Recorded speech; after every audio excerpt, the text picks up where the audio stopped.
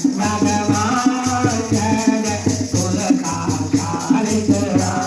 कार्तिक मास की बहुत बहुत शुभकामनाएं दोस्तों। तुलसा जी की पूजा रविवार को करनी चाहिए या नहीं, सिंदूर कैसे लगाना चाहिए, कब लगाना चाहिए माता को, और दूध कब चढ़ाना चाहिए, सब इस वीडियो में जानेंगे।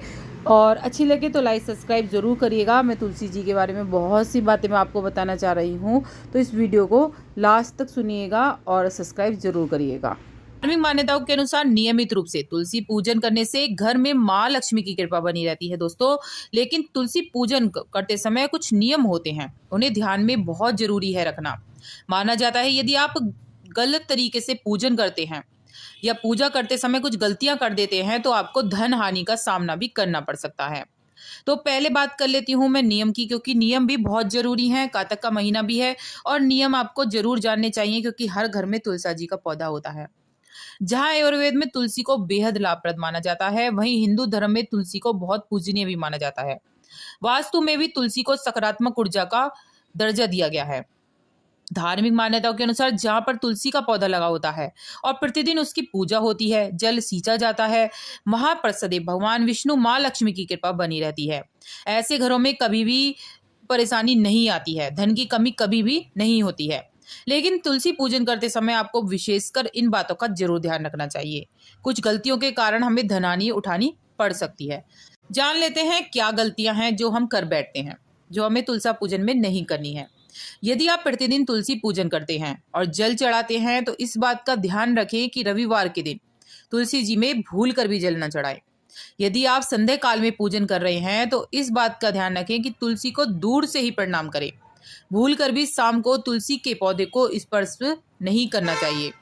अक्सर हम लोग तुलसी में जब दीपक जलाते हैं तो आसन नहीं देते हैं, लेकिन तुलसी में दीपक जलाते समय चावल का आसन देना जरूरी है। मैं आपको अपनी कार्तिक नहाने की वीडियो डालती हूँ, उसमें सब बताती हूँ, दिखाती हूँ कि इस तरह से आप दीपक रखिए। तो वही नियम होते हैं, और भी नियम है, मैं आपको संपूर्ण जानकारी दूंगी इस वीडियो में, लास्ट तक बने रहना। मान्यता के अनुसार महिलाओं को तुलसी पूजन करते समय बालों को खुला भी नहीं रखना चाहिए। अन्य पूजा अनुष्ठानों की तरह तुलसी पूजा करते समय भी आपको बाल बांध कर रखना चाहिए। ये नहीं कि पानी टपक रहा है आपके बालों से और आप खुले करके बालों को, बल्कि गीले बालों से भी आपको पूजन नहीं करना है। आपको बाल बांधकर सूखे बालों से ही पूजन करना चाहिए।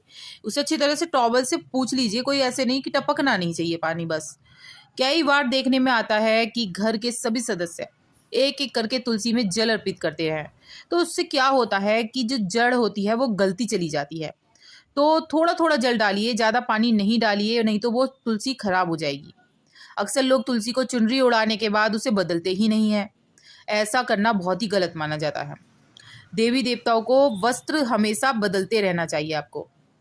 तुलसी के पौधे को संध्या काल में बिल्कुल भी नहीं छूना चाहिए। यदि आपको पूजन और अन्य काम भी करने हैं, या तुलसी को तोड़ना है, तो बिल्कुल भी भूल कर ना तोड़ें। आपको श्राप लग सकता है। ये मत सोचे कि देखने वाला कौन है, मतलब माँ का आपको बिल्कुल विशेष ध्यान रखना है।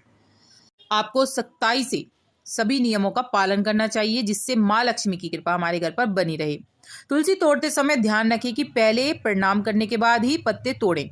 उसके साथ ही इस बात का ध्यान रखें कि तुलसी कभी भी नाखून से खींचकर नहीं तोड़ना चाहिए आपको, ना ही चाकू से तोड़े और ना ही कैंची से तोड़नी चाहिए।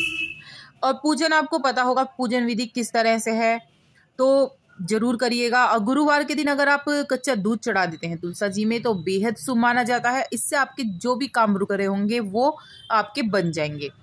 अब बात कर लेते हैं अपने टॉपिक की कि रविवार को आपको पूजन करना चाहिए या नहीं। रविवार को आप पूजन करिए, लेकिन आपको जल नहीं चढ़ाना है। आप दूर से ही पूजन करिए।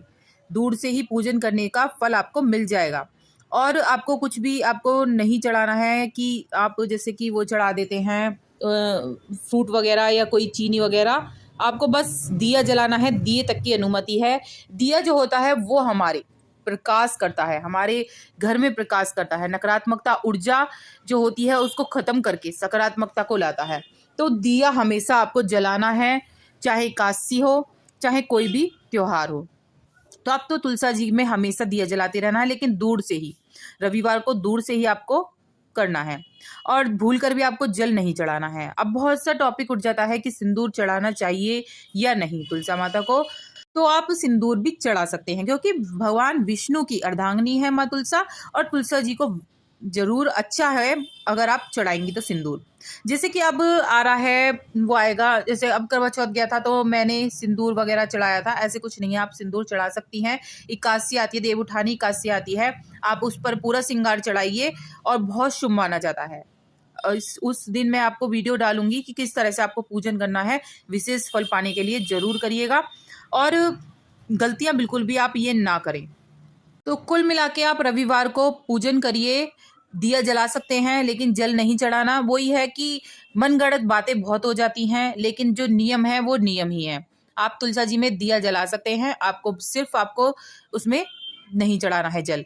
एकादशी में भी आपको जल नहीं चढ़ाना है, क्योंकि जो एकादशी का दिन होता है उसमें भी जो माँ वो तुलसी हैं वो भगवान विष्णु के लिए निर्जला व्रत रखती हैं, तो व्रत उनका खंडित नहीं करना है आपको। एकादशी के दिन याद रखना है कि एकादशी है, तो एकादशी वाले दिन आपको बिल्कुल भी भूलकर जल नहीं चढ़ाना है। अगर गुरुवार को आप दूध चढ़ा देती हैं तो बहुत अच्छा है, उससे जो गुरु है, बृहस्पति गुरु है, विष्णु भगवान है, वो बहुत ही खुश होते हैं। माँ लक्ष्मी की कृपा बरसती है और हमारे घर में धन धान्य हो जाता है, कभी हमें धन की कमी नहीं रहती है। एक बहुत ही अचूक उपाय है। जब मैं बातें कर रही हूँ तुलसा जी की, तो आपको बता ही देती हूँ कि जैसे मंजरी उगती है, बहुत ही अच्छी मानी जाती है।